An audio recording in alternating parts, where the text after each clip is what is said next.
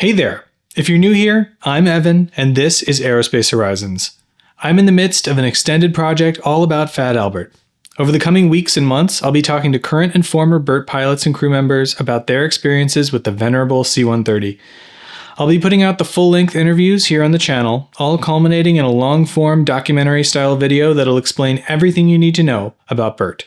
If you're into that, please go down below, like this video, leave a comment, and subscribe to the channel so you don't miss the videos in this series. Please enjoy this interview.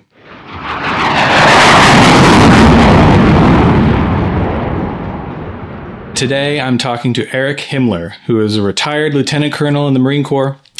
Eric was with the Blue Angels flying Fat Albert in the 2002 to 2004 seasons, and today we're going to talk about his time on the team and all things Fat Albert. Eric, welcome. Glad to be here. Glad to be here, Evan. Thanks for having me. Absolutely. It's great to have anyone associated with Fat Albert on for an interview. So what are you up to these days? Well, these days, I'm the executive director for aviation programs at Ames Community College here in northern Colorado. I've been doing that for about 8 years now. When I retired from the Marine Corps in 2014, I did a short stint flying Boeing 737s with Alaska Airlines, and then had some family situations which didn't allow me to be gone on the road anymore. And so I resigned from flying, frankly, and now, as I say, I fly a desk, but I get to inspire the next generation of pilots, air traffic controllers, UAS operators, and eventually very soon here, airframe and power plant mechanics as well in our program here in northern Colorado. So that's been keeping me busy for the last 8 years. Paying it forward. I like it. That's right. So I just want to get into some questions here regarding Fat Albert and your time on the Blues. Can you just tell everybody sort of what was your role on the team when you were on it? So it's pretty similar for everyone's role on the Blue Angels. So my role on the Blue Angels from 2002 to 2004 was first and foremost to support the team. There were, at the time I was on the team, there were 16 total members. 8 were essentially support officers. And the Fat Albert crew is 3 pilots, M1, M2, and M3. And our job there is to support the team with Fat Albert and bringing them to and from the air shows. That's really our primary mission on the flight side and the fun side. Our secondary missions change. Our ground billets or our ground jobs. Your first year as M3, which was in 2002 for me, was aviation safety officer. Once you get selected to the team as M3, they send you off to aviation safety school, which at the time for me was in Monterey, California, which was an amazing place to be, and an amazing place to go to school. If I recall, it was roughly, I think, around a 2-month school, and you learn all things aviation safety.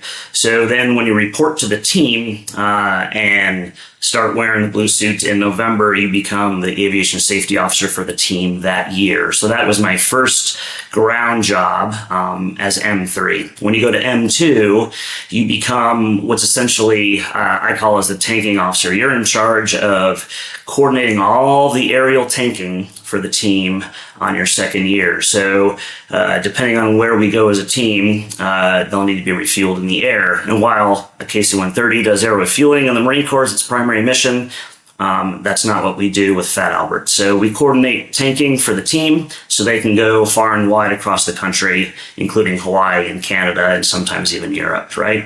And then your last year is M1, your final year, you're really in charge of, you're typically the senior Marine on the team, and you're also in charge of the training for the C-130 team. So you're the operations training for the C-130 crew your last year as M1. In that time, we also coordinate Make-A-Wish for the team. I believe they still do that. But that was part of the Fat Albert crew's job, was to coordinate all the Make-A-Wish visits, which were amazing. And then again, secondary on the flight side is to fly. At the time for us was our demo, our jet assisted takeoff demo called JATO, which never got old. It was as exciting the first time as it was the last time I did it. So those were my roles on the team for the 3 years. Awesome. And we're definitely going to talk more about JATO, so stay tuned for that. Before we get to that, though, I just wanted to get your sort of what is your opinion of like Fat Albert's mission statement, right? Like, what would you say Fat Albert's mission statement is for the team? Fat Albert's mission statement, and again, I'm not sure if there's a written or dedicated mission statement, but it is very similar to what it is in the Marine Corps. In the Marine Corps, it's assault support. Okay, so not assault support, but that word support rings true for the team. So we're essentially a flying toolbox. We carry all of the equipment needed to make the demo go, and that's what people really came to the show to see. Is they want to see those 6 jets flying in the air, doing what they do, and impressing everybody. And our job is to make sure that they have 6 jets in the air. And sometimes that means flying away from the air show to pick up an engine after in the evenings and not being there. But at the end of the day, it's to bring all the equipment and personnel to the air show to make sure that those 6 jets are operational and they do what they do. So that's really our primary mission and goal.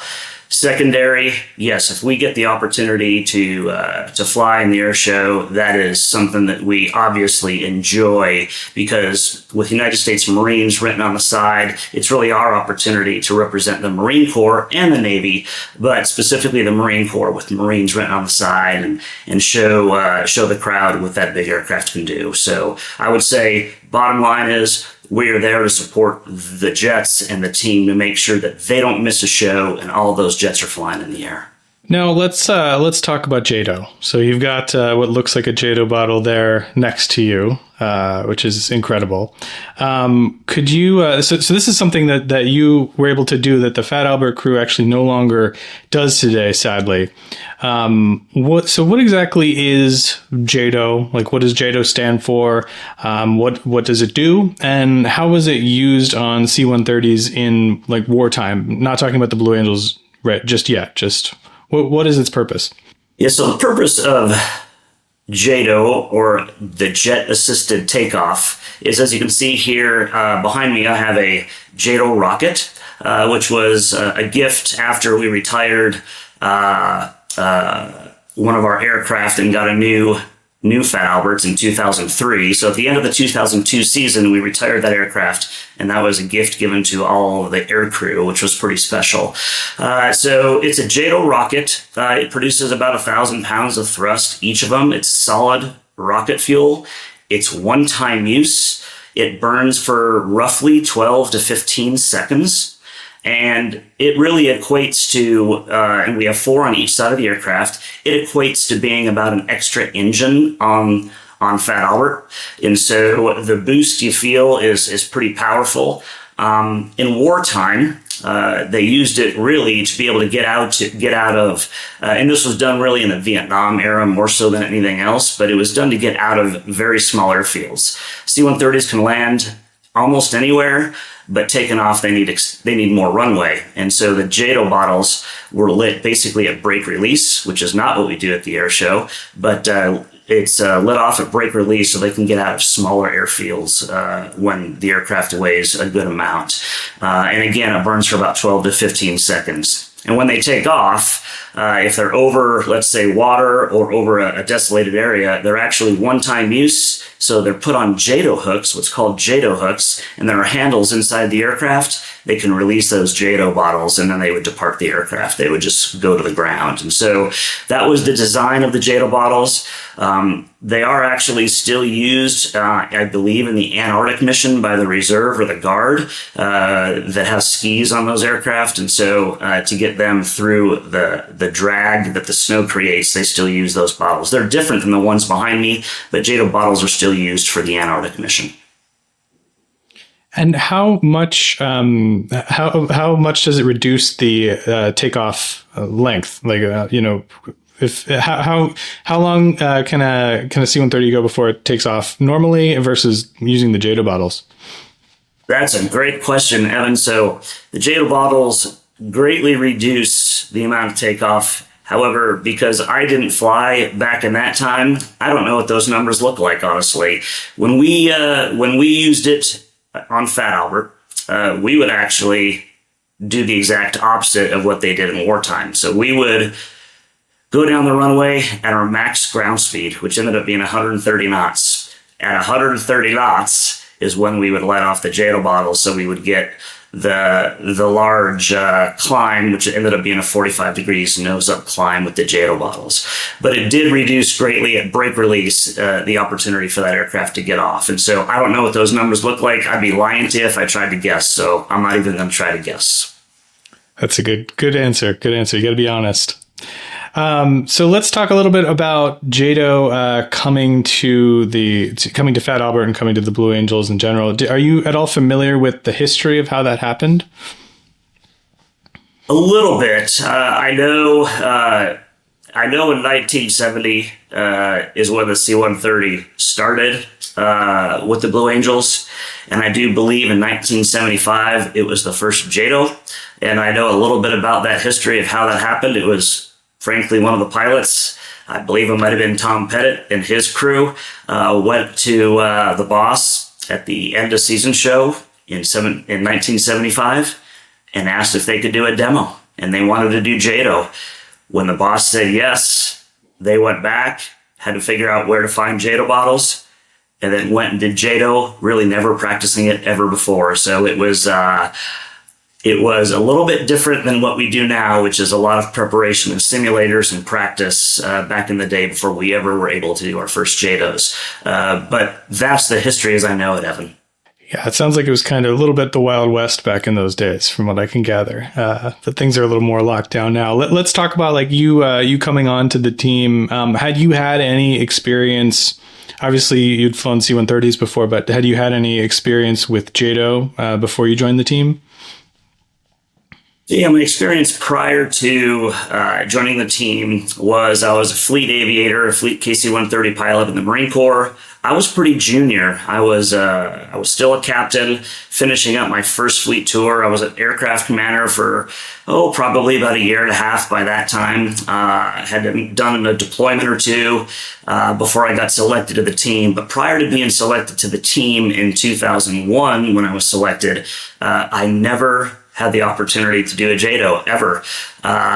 It just wasn't the mission skill set at the time, and so it was only really being used by Fat Albert, but really was not being used in the fleet at that time at all. And what did the training look like in order to get you to a point where you could do those JATO shots? And what was your first experience being on a C-130 when the JATO happened, and what was that like? So the training to do JATO shots, first and foremost, was getting in the simulator. And so we would go to Cherry Point, North Carolina, where the simulator was at that time, and they could load all that simulation that would simulate JATO. And the big part of that is actually pretty intense training. If I recall, we were there for anywhere from 3 to 5 days in the simulator doing that training. And they want to make sure that you in the left seat, who is actually at the controls doing the JATO shot, can recover that aircraft if, God forbid, there was an engine failure at the worst point of the JATO, which would be right at the top as you're about to push over the aircraft. That's the absolute worst point you could have an engine failure. And so we would do dual engine failures at the top to make sure that we could actually recover that aircraft in time. And once you were able to show proficiency in that, then you would move to actually flying the aircraft, and you would actually do simulated JATOs, which we would typically do sometimes at Friday practice air shows, sometimes on Thursdays as well. So we would actually do them without JATO because we didn't want to use up the bottles during a practice. And so it was a 30-degree nose-up pull at 130 knots instead of 45 degrees nose-up with the JATO bottles. And so you would do that over and over again, profile practice. And a lot of our profile practice was done in Texas at a Navy outlying field called Orange Grove at the time, I believe, if my memory serves me right. And it was a week long there of training. Simulated JATOs, and we did real JATOs there as well. Max effort landings. We would do the whole profile there for about a full week, and that was all done during winter training. So while the jets were at winter training in El Centro, we were there too, but we would go off and do our simulator training. We would do our training in Texas, and then intermittently join the team. Once our training was done, we would typically with the team full time by about February timeframe. This winter training goes from January through mid-March. And so we ended up joining the team really about that time. So January was our big time to do the training. And that's really how that looks. And then typically in El Centro is when you would do your first air show JATO in front of a crowd, as I recall. And again, whether it's in training or whether it's in front of a crowd, it is probably the most amazing feeling, amazing ride. Again, it never got old. It was an absolute rush. The adrenaline rush, it was just plain fun, Evan. It was just plain fun. What did it actually like feel like? Could you describe the sensations? I know that it's been described kind of as like a roller coaster with weightlessness, and like what if someone was going on for a ride, because I know you took people on rides during this, like what would they feel? Yeah, so going back to your earlier question, you had asked, what did it feel like being in that aircraft during my first JATO? Obviously, in my first JATO, I wasn't at the controls. They'd put me in the back and wanted me to experience what it was like in the back of the aircraft during the JATO. So you got respect for what our aircrew and people who are in the back are going to actually feel during the JATO. So they put me right by, they're called JATO dogs at the time. We'd put them by the paratroop windows, which is they're there actually to make sure that all the bottles fire, because the only way you really get to see if those bottles fire is to look at them. You're not going to really know in the cockpit unless there was a big misfire, if there was a misfire of one or two bottles.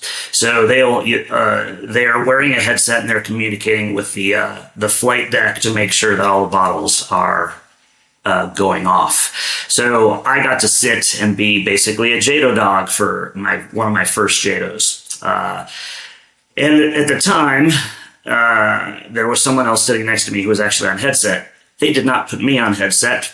And so I didn't even have earplugs in.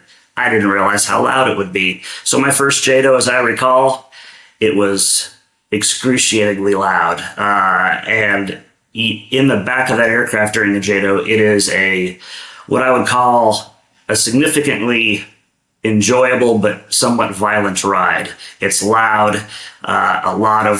it's a 2G pull on takeoff, so you feel that right on takeoff. And then when they push over, it's a 0G pushover, so you become weightless. That's the biggest weightless piece for us, is right at the pushover at the top, and in the back, it's exacerbated. So yes, if you're not buckled in, you'll end up getting hurt, so everyone's required to be buckled in. But a big 0G in the back on pushover. And then when you're in the flight deck and you're actually flying, the feeling it gives you is it's not as severe as it is in the back, but you can still hear it. It's still loud. You feel it pins you in the back of your seat. And right when you go to rotate the airplane at 130 knots, you call bottles. Our crew chief or flight engineer would hit the button, which would fire off the bottles. And at that time, the plane is moving up whether you want it to or not. It's climbing at a good clip. And so it reaches 45 degrees nose up in a matter of a second or two. And then you're climbing up until you about to hit 105 knots, and that's when you're pushing over. And that does happen pretty quick. You reach about 1,200 feet in altitude on average, depending on where you're doing the show at. High altitudes are a little bit different than low altitudes, but about 1,200 feet in altitude by the time you push over. So the feeling is like nothing else in this world, especially for a C-130 driver who hasn't done those things before. And I'll tell you, everyone who has done it, it never got old. It was a wonderful, wonderful experience. I recall many of my colleagues on the team saying, and a lot of the jet guys get to ride on Fat Albert, do a JATO, so they get to feel what it's like. They can't believe it. They're in awe when they get to ride along with us in the cockpit and put on the headset and see what we get to do. But really, I would tell you, I believe we had the best job on the team. It was fabulous. It was wonderful, and unforgettable experiences flying. And you mentioned like checking to make sure that all the bottles fired. Was it common to have some bottles not fire? And like, what were the repercussions if that happened? So the repercussions of bottles not firing are not too much because it's centerline thrust, but clearly we would call a knock it off at that time, because going 45 degrees nose up in that big of an aircraft without the thrust that's needed can put you in a precarious situation you don't want to find yourself in. A lot of those bottles are tested prior to or certified prior to us putting them on our aircraft, and they're done randomly. We've never, to my knowledge, have had a misfire. Now, if you watch a lot of video, Evan, on the JATO bottles, and you'll see they're independent rockets. There's 8 of them, 4 on each side, and they all kind of fire a little bit at different times, and they burn out a little bit at different times, but you cannot feel that at all, and that's not a misfire. But we never had one not fire off, believe it or not. So we were pretty lucky. But the repercussions would be we would just call knock it off. Now we have unexpended ordnance, and then we got to be careful with that ordnance because it can fire off at any time. We would come back and land and then deal with that ordnance because it's in fact is ordnance. Can you talk a little bit about the operational piece of dealing with these JATO bottles? Obviously, you have to transport them from show site to show site, and you said you would sometimes use them on practices, sometimes not. And I understand there was a limited supply, and they're explosive. So, what was the sort of process of getting these things, getting them from place to place, and actually using them throughout the show season? Yeah, so the operational side of working with JATO bottles was a little bit challenging at times, depending on where the air show was. We would not use JATO bottles for remote shows. So if we were doing beach shows like Pensacola Beach, or Seattle's a remote show, San Francisco's a remote show. So if over water, we would not use those JATO bottles because typically then we're flying over what essentially is cities and holding behind the crowd with JATO bottles. And so there's no real reason to use JATO bottles for remote shows. But depending on the show, some shows did not want to deal with ordnance at their facility. Most didn't have a problem with it. And when it got delivered, and so they typically were stored in Pensacola once we got them, and then they were shipped to the air shows that wanted to see Fat Albert do JATO, which was most air shows, which for us is great. And so they were shipped there, and when they're shipped there, they're typically kept in areas of the airfield where it's far away from anything else. And so typically, Fat Albert was always parked far away from the crowd, and then the JATO bottles would be delivered the day of, and then we would load those on the aircraft. And again, those would always be far away from the crowd just because of the nature of dealing with ordnance. They didn't want the risk of having those anywhere near. So typically we were at the end of the runway in a holding area or something like that, far away from the crowd, loading and unloading those. And if you ever watch, there's probably some video out there of our air crew loading those on there. The JATO bottle behind me, as I prepared for this interview, I brought it upstairs because I keep it downstairs in my basement.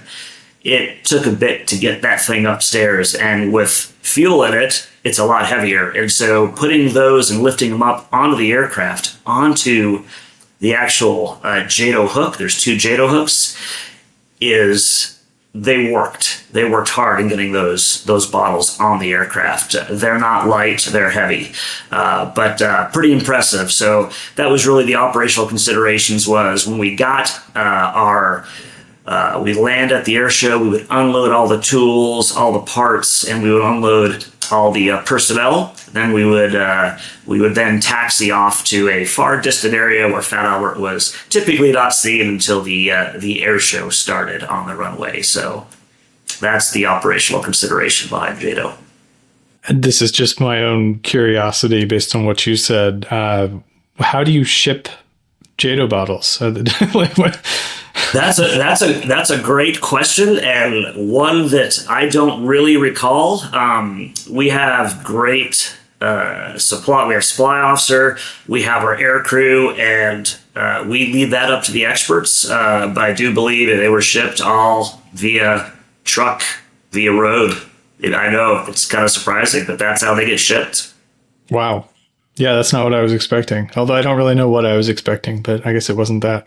That's right. That's right. Yeah, yeah. But they're shipped via truck, and I'm sure there's rules and regulations on how that was done, right? So how they were protected and such. But I never got a back. I don't recall getting a behind the curtain look at how they're loaded and how they're shipped. We just had people on NAS Pensacola that took care of that for us, and our bottles were always there ready for us. It was pretty amazing. So the last JATO shot occurred in 2009, just 5 years after you left the team.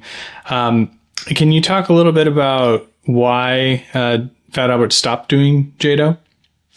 Yes, it was a sad day for Fat Albert when they stopped doing JATO. I think everyone would agree with that. And it was in 2009, as you stated, Evan, that the last JATO occurred at the end of season show. There were no more bottles for Fat Albert. We had depleted the inventory. Pretty funny story about finding JATO bottles throughout the country. We knew there was a limited supply of JATO bottles. They don't make them anymore, at least the type that we use. There are different kinds of JATO bottles, as I stated earlier, that they use operationally for getting out of the snow on the ski C-130s. But they're different bottles, and those are they're not a fit for our JATO hooks and our JATO doors. And so we would find JATO bottles. We would get phone calls from different places in the state saying, "Hey, we have a bunker here and it has a bunch of JATO bottles. Do you want them?" And we would say yes. We'd put them in the right touch with the people at NAS Pensacola. They would be shipped. They would be tested randomly and certified, and we would have more JATO bottles. That actually occurred a few times when I was on the team. So, but eventually we knew there was a limited supply. Even as that time got closer, I think they tried to stretch out the use of the JATO bottles because they knew it was such a crowd pleaser, frankly. And so I think they started using them more on a limited basis as time went on to try to stretch out the use of them. And then in 2009, they just didn't have any more. And so they made sure that they were able to do it at the end of the season show. And now there are no more JATO bottles. How do you test a JATO bottle? Is there a way to test it without just firing it? Great question. Nope, that's what they do. They'll just randomly pick one, probably put it on a test stand, much like they would do with other rockets. Again, never saw them test them, but they randomly pick a lot out of the bunch and test them and make sure they fired. And if a percentage of them, right, if they fired, then they would certify them and you would get them. And again, surprisingly, Evan, we never had a misfire. It's pretty remarkable, but they are evidently incredibly reliable. The current J model obviously doesn't use JATO. Do you know, is the J model capable of any sort of JATO, or was it just the previous C-130s that could do it? The J model does not have JATO hooks and is not capable of ever doing JATO. And really with that aircraft, there's no requirement. 6-bladed prop, Rolls-Royce engines, it flies faster, higher, farther. The Super Hercules is in fact super. It's an incredible aircraft. I was fortunate to fly that aircraft for, the last, I want to say 2006. So for 8 years, I got to fly that aircraft. And it is a wonderful, wonderful aircraft, and very pleased to see the Blue Angels get the new Super Hercules. I believe they received it in 2021, if I'm not mistaken. So it's a great addition for the Blue Angels, and I think the Super Hercules, the J model, will serve them well for many years to come. Well, they certainly hope so. Let's shift gears here from JATO. I know everybody loves talking about JATO, but let's shift gears and talk a little bit about.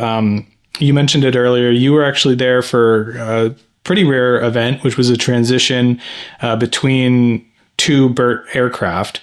Can you talk about what precipitated that transition, which aircraft you went from, and then which one you switched to, and when this happened? Like, what year was it?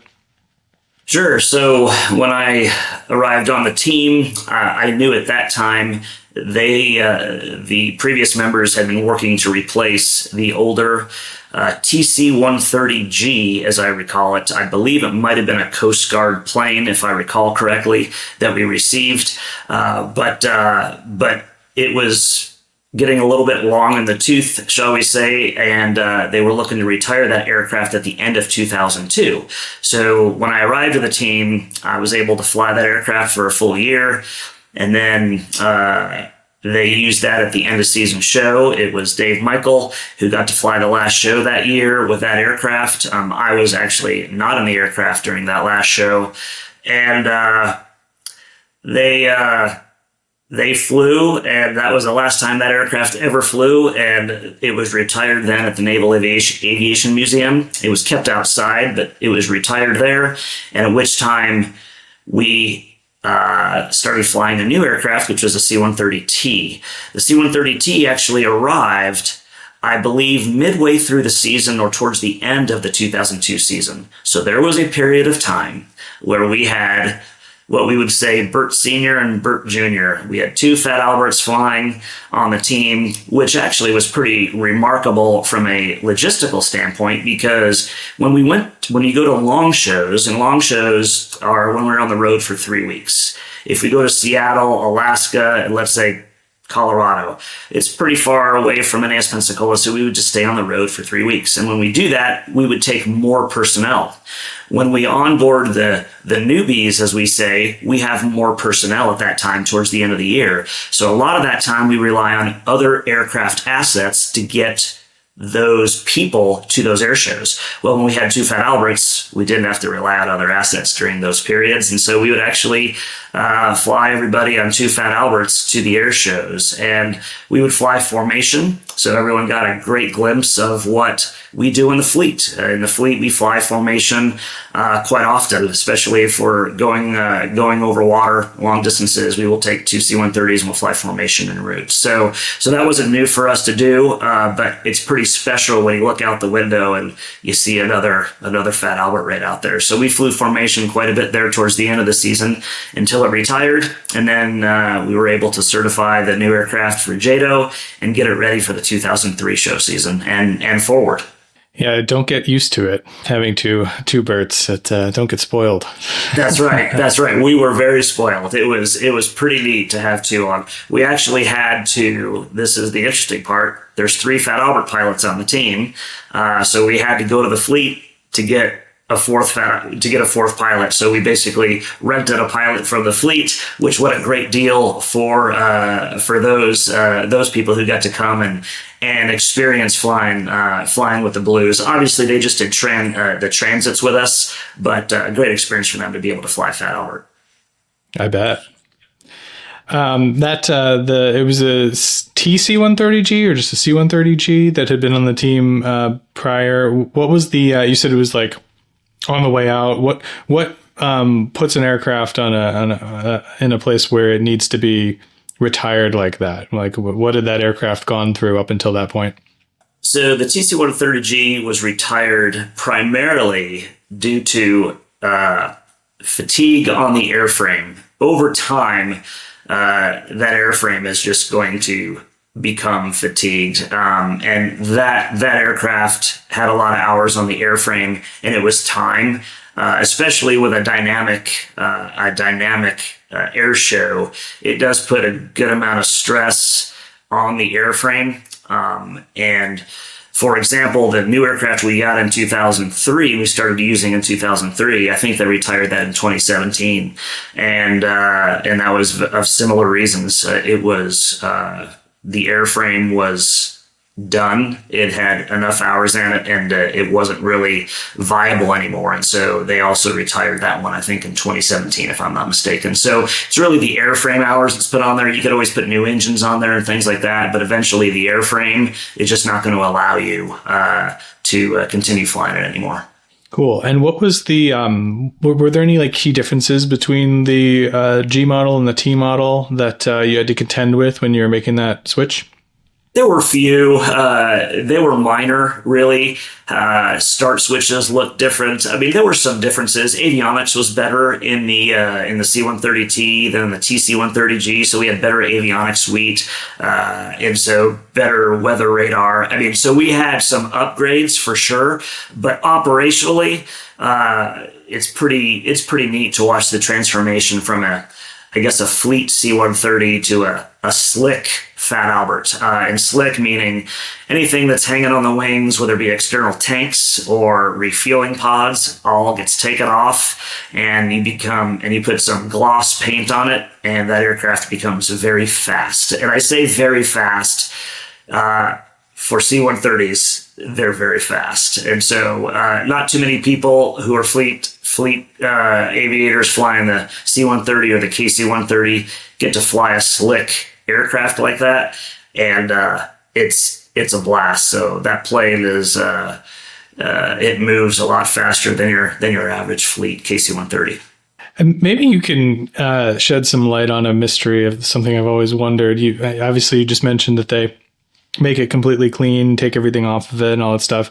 C-130s in the fleet have the ability to serve as aerial refuelers, right? Like they can refuel other aircraft in the air. Is that correct? That is correct, Evan, yes. I know obviously the Blue Jets have to tank as they go across the country, and you usually employ other services to do that. Sometimes the Air Force, sometimes other services. Like why wouldn't you use Fat Albert for that purpose if it's technically capable of it? It's been discussed, but the why behind it is, I think with the amount of equipment we have to carry the amount of fuel that the jets would need, would put us overweight. And so we can carry a lot of fuel on aircraft if we had externals and external tanks on there, which we don't on the Fat Albert. But if we had external tanks on there and we loaded that aircraft up with all of that weight and equipment and people, it would put us in a situation to where we wouldn't be able to carry enough gas for the jet's needs. So we're talking 6 or 7 aircraft that transit across the country at any given time. They're going to have to tank quite a few times anyways. So if they go to Seattle, I do believe they'll have to tank more than once, and we wouldn't have enough gas anyways. So they could hit us up once on a tanker, but then after that, we would have to have another tanker further en route for them. Otherwise, they would have to land. And sometimes they land and get gas, but anytime you land somewhere and shut down the aircraft and get gas, there's a chance of breaking. So we try to get them where they need to go while just tanking the whole way through. And the best way is using the large Air Force tankers for that type of support. So that's typically what they end up using is Air Force tankers. We just don't have enough fuel typically to accommodate that many airplanes going those distances. Makes sense. So that the T model that you started flying ended up having kind of a historic run there. There were a lot of big milestones that happened when you were on the team and after. Before the transition to the J model. Can you talk a little bit about any of the big milestones that happened with that aircraft before it was retired?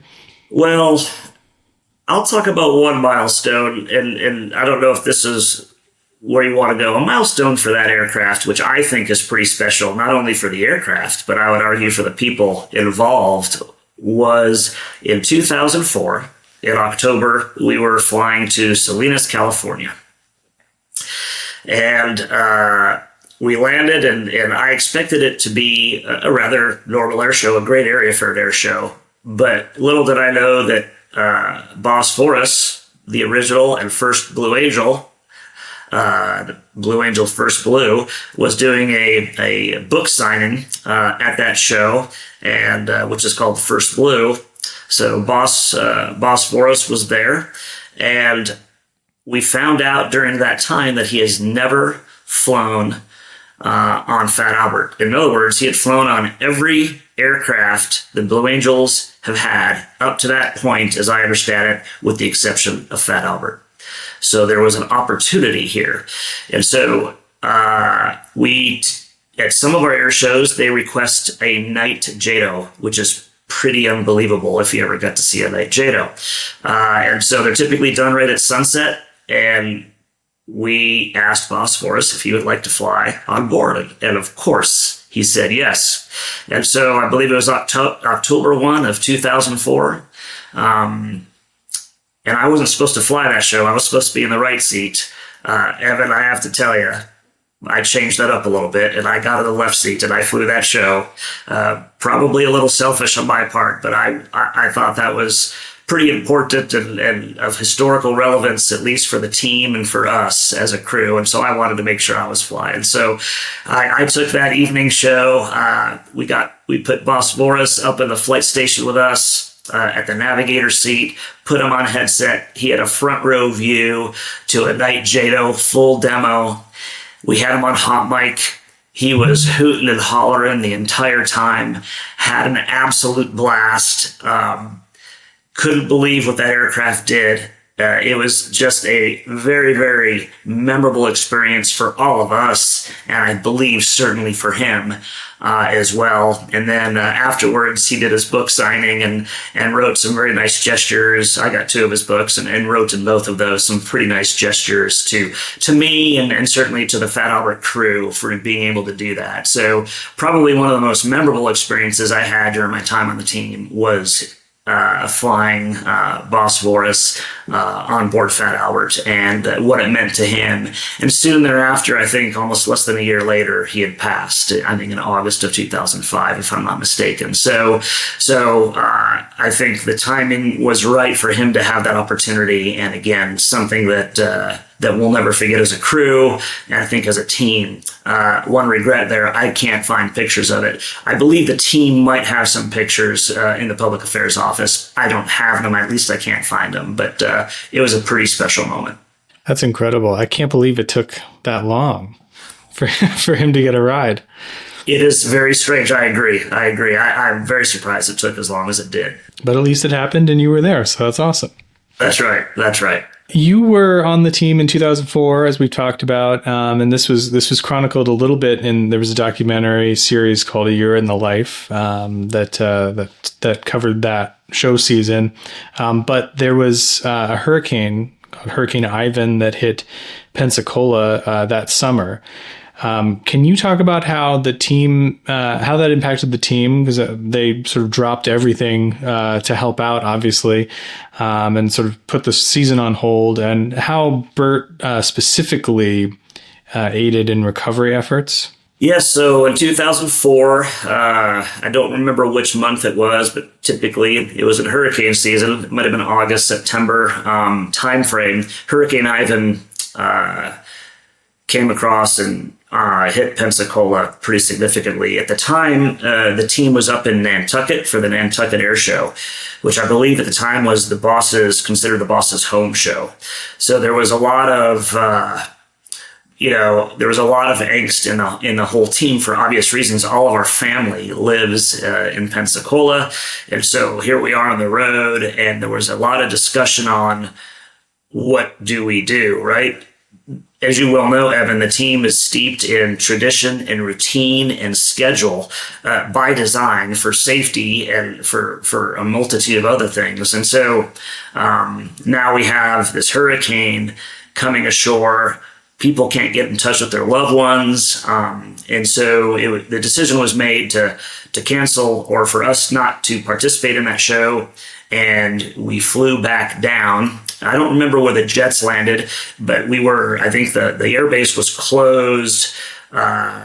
I believe to at least there was unknown conditions to the Naval Airfield at the time, the Naval Air Station. So the jets landed somewhere, and then we took a few of the boss and a few other people on Fat Albert at that time. I think it was all of us, and were able to go and then land at NAS Pensacola with Fat Albert. So we got the permission to do that. A lot of the families at that time, most of them evacuated the area before the hurricane came, but a lot of people, there were people who didn't have homes anymore. Our hangar was significantly damaged. The Naval Air Station itself that were buildings that were no longer there. Our Marine building, where a lot of our Marine records, it was gone. And so it was a significant event. Our wives, our families, our kids were still scattered and evacuated to different parts of the country. And so at that time, Fat Albert does what Fat Albert does and kind of goes back into support mode. How can we support the community? And so generators were needed, water was needed. And so we made multiple transits to Jacksonville, as I recall, to get generators and water and make multiple runs back and forth to assist the community, which, again, we got permission to do. And again, it helped our what I believe is to be our community, our people that continue to support not only the Blue Angels, but really the military at large. So it was a wonderful thing we got to do, but that was a significant event for not only the base, but for the city of Pensacola and the people of that area that probably still feel the effects of that today. It did that much damage. So that's the story behind Hurricane Ivan. Yeah, that's incredible. That's very much in the spirit, the ethos of Bert, for sure. That's right. I wanted to talk a little bit about the history of Fat Albert. My understanding is the C-130 was uniquely the Marine Corps' contribution, and that's why Bert is still an all-Marine crew. Is that correct? That is correct. It was made at that time, 1970, that Marines came. And when Marines came to the team, I believe, as I understand it, they were a detachment. They weren't even essentially, I say, attached to the team. It wasn't for a few years down the road in the 70s that they officially became members or part of the squadron. So it was more of a detachment back in the day when Marines came. And so it took a while to get to where we are today, for sure. And I think it's an incredible thing, I believe, that the Marine Corps still carries that mission, because I think it's important. I think it's great to represent the Marines and the Marine Corps. Again, we represent all of the Navy and the Marine Corps and the services, frankly, but really having the Marines on the side of the airplane and representing the Marine Corps in that fashion, I think is important. And I'm glad that the Marine Corps still carries that mission and tradition. And before you joined the team, and I guess after, can you talk a little bit about your career on the Marines, sort of before and after your time on the team, and what you were up to? So I'll kind of give you the whole story, Evan. I started flying when I was 18 years old. I got my private pilot's license in Colorado. It's kind of where I grew up, and I got the bug quick. I was very young. I got a flight with my uncle. I loved flying in commercial airplanes. And then I decided I wanted to get my private pilot's license. And that, when I was going through college and I was almost done with college, I went to my dean. I got a degree in aviation management in my undergrad. And I went to the dean and I said, who was a retired F-16 pilot. And I said, I can't afford to fly on my own and get my own ratings. I'd love to join the military and fly. Who needs pilots? He said, the Marine Corps needs pilots. And I was a little bit drawn back by that because I didn't know a lot about the Marine Corps and aviation. Roughly 50% of the Marine Corps is aviation, but I didn't know that. So I looked into it and I said, that looks actually like fun. I grew up playing tennis. I really did not expect to go down the Marine Corps road. I was a Division I tennis player in college, and here I go, and I'm looking at the Marine Corps. It seemed like a big departure for me at the time, but when I did my research, I loved what it represented. So I decided to go down the Marine Corps path, and the next thing you know, I actually selected C-130s. It was my first choice. I thought I wanted to fly jets the entire time. I had a Marine F-18 model in my room. I thought that's what I wanted to do. And then as I flew more in flight training, I really got the bug for wanting to fly a bigger aircraft. Taking an aircraft and an aircrew and going to Europe was something that interested me. And so I did put jets second because C-130s is such a small community in the Marine Corps that they don't select C-130s during every every selection process. So even though you select it, there might be no C-130 selections at that time. So I decided, put C-130s down, and then I put jets set, and I selected C-130s, and then started going through training. And then the Blue Angels was never on my radar. In all honesty, I had friends and colleagues who were on the team flying Fat Albert, but you're so busy in the Marine Corps, especially in my really first fleet tour,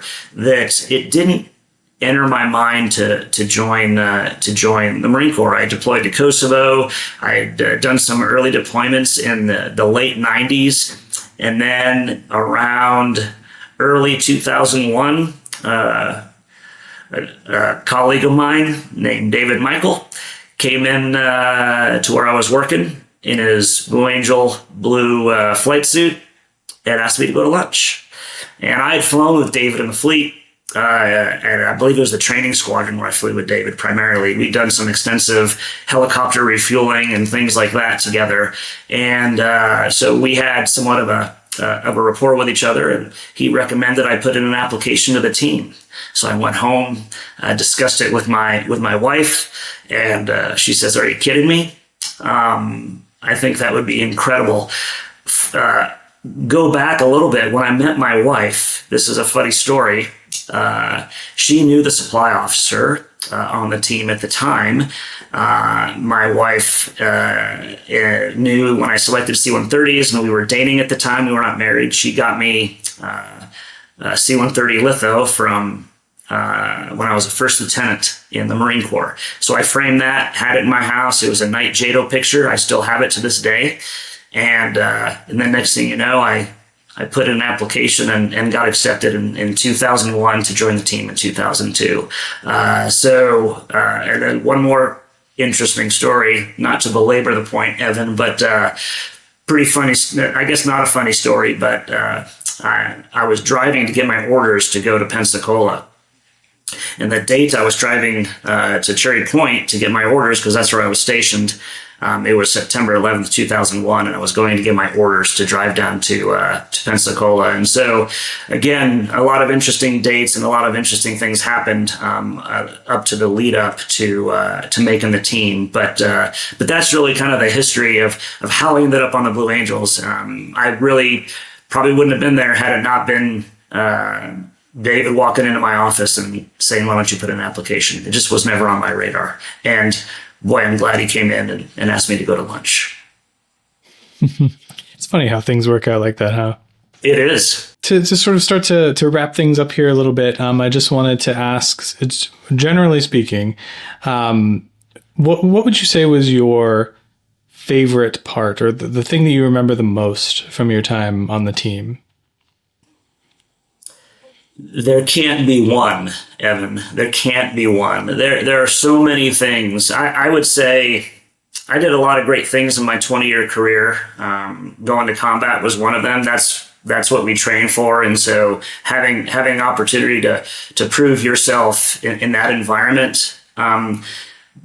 But being on the Blues for 3 years was truly a special moment in my life, in my family's life. I would say it was life-changing on many levels. You get to tour your own country and see, especially post 9/11, you got to see the patriotism of our country, the great people of our country. Where when in the military, you don't really get that opportunity too much. You're going typically to a lot of areas that maybe you don't want to find yourself in. But for those 3 years, I got to visit our country and go and see cities far and wide. And I think my favorite part was really getting to meet and talk with people of this country. We went into schools, we went into children's hospitals. Those are all extremely memorable. And that goes all into spending time with people in this country and and getting to learn the nuances of the people of La Crosse, Wisconsin versus the people in Traverse City, Michigan versus people in Seattle. It's incredible to go and do that and to have that opportunity and to spread the word. Our mission back in the day, and I know it's changed a little bit on the team, is to enhance Navy and Marine Corps recruiting, but also to be the goodwill ambassadors in blue. And I think being the goodwill ambassadors in blue, I took to heart, and representing the Navy and Marine Corps was amazing. And just going and meeting people in our own country was absolutely fabulous. And trust me, and for my family, it was wonderful, right? I made my family very proud. And so they got to experience and be along with me, which is exciting too. So I think that also means a lot to me. But yeah, it was life-changing, and I go back to, it was wonderful to meet so many people across the country and talk and chat with them. That was the biggest part of our job. That really was. And I really, really enjoyed doing that. Would you say that it is fair to say that the Blue Angels demonstration, the JET demonstration, as it exists today and as it exists when you were on the team, wouldn't be possible in the form that it is without Fat Albert? I would say that Fat Albert is integral to the way the team operates today. I think it makes the team better. I think if you ask, all the people that travel on that, it's the entire team minus the 6 jet pilots who travel on that aircraft to all the air shows. And so there's a great kinship from the entire team with Fat Albert, because that is their transportation to and from. And so we have Fat Albert has a great relationship with the entire team. And I do believe it offers an incredible efficiency to how that team operates. Because at the end of the day, the government's spending a lot of money sending those jets out there city to city, and having Fat Albert there in a time of need, make sure that the return on investment is there, right? Because if you're going to go to those cities, you want to have 6 jets in the air, and to have Fat Albert there at a time of need to make sure that happens. I think it offers great return on investment when you're spending that money anyways in those cities to show what naval aviation, what excellence, what Marine Corps aviation looks like. So I think that Fat Albert is integral to what they do today. And again, very proud that I was part of that for a small time in my career. Well, is there anything else that you wanted to make sure that you talked about that I didn't ask you before we start to wrap it up here? Anything that you wish I'd asked you about? Nothing that I wish you would ask me about. I guess one story. We all like to tell stories from time to time, and again, over time, some stories get better. But here's a great story about someone who's currently on the team. So my last job in the Marine Corps before I retired, I was the commanding officer of the training unit for C-130 pilots at aircrew. And I recall one of our last students who came through there. I remember his name, but I won't divulge that quite yet. And then fast forward almost 20 years, and my first home show was in 2002, was at Loveland, Colorado, because I grew up here in northern Colorado. So we actually came here in 2002. Well, the Blues came back here, I believe, in 2021, October of 2021. It might have been 22, but I'm not sure on the year. But almost 20 years later. And so I was conversing with the team, making sure that I had enough tickets to give to our family who wanted to go back here to the Loveland Air Show. And I had a meeting to meet with Major Rose at the time. And so at the airport, at the hotel lobby. So ended up meeting with him, and we were talking. I didn't know who they had selected to the team. And I looked to my right, and here comes one of the last people I trained in the training unit before I retired in the Marine Corps was Josh Soltan, who is now M1 on the team. And that was pretty special.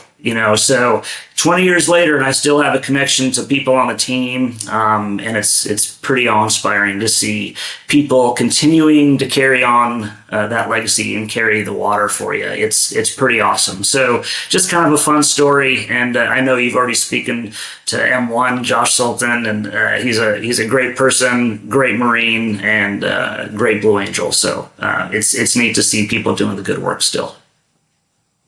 Yeah, it's very generational. I've spoken to Rick Rose too, so there you go, everybody. There you go. Everybody, yes. Get everybody in here. We want all the Fat Albert guys. So awesome. That's great. Thank you for that little tidbit. But if that's all you got, I think that's going to be it for this. I wanted to thank you so much for taking the time and sharing your stories with me and with everybody who's watching. It's just incredible to hear them. So thank you so much. Evan, thanks for the opportunity. I'm glad to be here.